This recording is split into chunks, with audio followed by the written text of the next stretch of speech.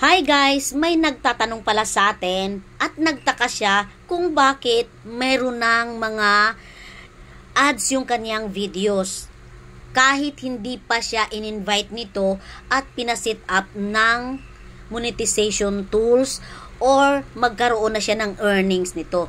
Dahil hindi pa daw niya na-reach criteria na hinihingi ni Facebook. Pero nagtataka siya na nagkaroon na ng mga ads yung kanyang mga videos. Sasagutin natin yung tanong niya na kung bakit mayroon ng ads yung kanyang mga videos.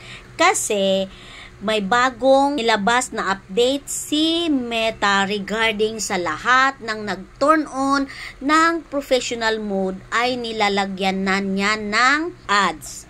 So ngayon, ang ibig sabihin niyan ay wala na siyang pinipili na nilalagyan ng ads. Lahat na ng videos may mga ads na yan.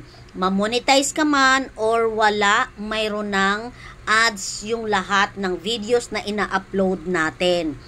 Pero hindi ibig sabihin na mayroon ng ads yung inyong videos at hindi pa kayo na-monetize, hindi pa kayo na-invite or pinaset up ng monetization tools ninyo ay kikita na kayo.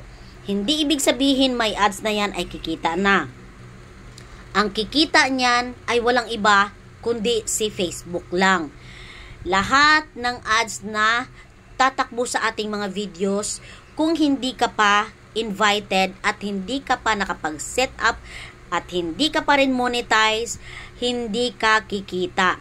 Ang tanging kikita lang yung mga na-monetize lang at nakapag-set up na ng kanilang monetization tools at mag-earn na sila nito sa lahat ng mga videos na ina-upload nila.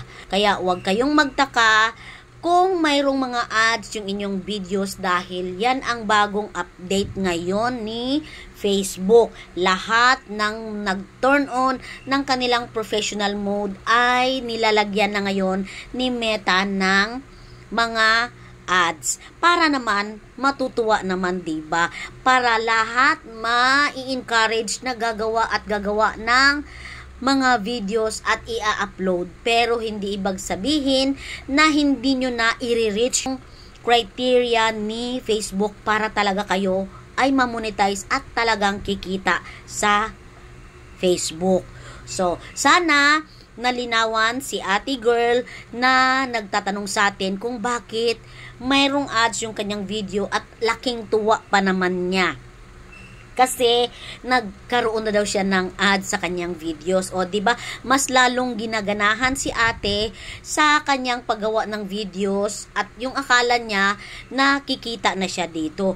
Pero tiningnan ko yung kanyang account ay nasa 1,000 plus lang kanyang followers, pero star pa lang yung meron sa kanya. Pero yung ibang monetization ay hindi pa ito nag-open at hindi pa rin pala siya pinaset up. At tinanong ko rin siya kung in-invite na ba siya.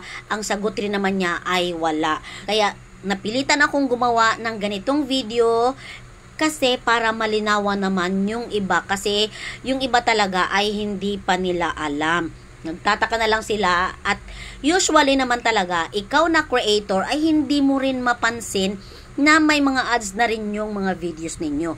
Ang nakakapansin yun ay yung mga tao na nanonood sa inyo, lalo na yung mga followers ninyo.